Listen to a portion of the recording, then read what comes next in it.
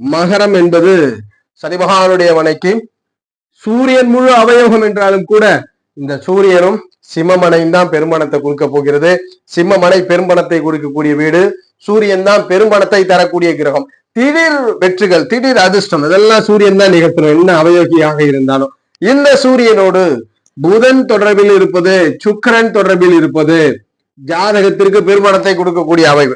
இதற்கு தசாபுத்திகள் வர வேண்டும். தசாபுத்திகள் வரும்போதுதான் மகர லக்னத்துல பிறந்தவருக்கு அந்த பெருமணத்தை கொடுக்கிறது. சூரியன் முக்கிய காரகம். பெருமானம் கிடைக்கணும் மகரத்துல பிறந்துட்டாலேன்னா சூரியன் தான் காரணம். இந்த புதன் சுக்கிரன் தொடர்புல இருக்கணும். தசாபுத்திகள் வரும்பொழுது பணம் கிடைக்கும். ஏதோ ஒரு ரூபத்தில் ஆதிபத்திய ரீதியில் அந்த தசைநாதன் எந்த ஆதிபத்தியத்தை தொடர்பு கொள்கிறாரோ அதன் மூலியமாக பணம் வரும். உதாரணத்துக்கு ஒரு 3ஆம் இடத்தை தொடர்பு கொள்றாருன்னா ஜாதகருக்கு சகோதரர் மூலியமாக ஆதாயம் இருக்கும், அல்லது சுய முயற்சி கீர்த்தி புகழின் மூலியமாக ஆதாயம் இருக்கும். ஒரு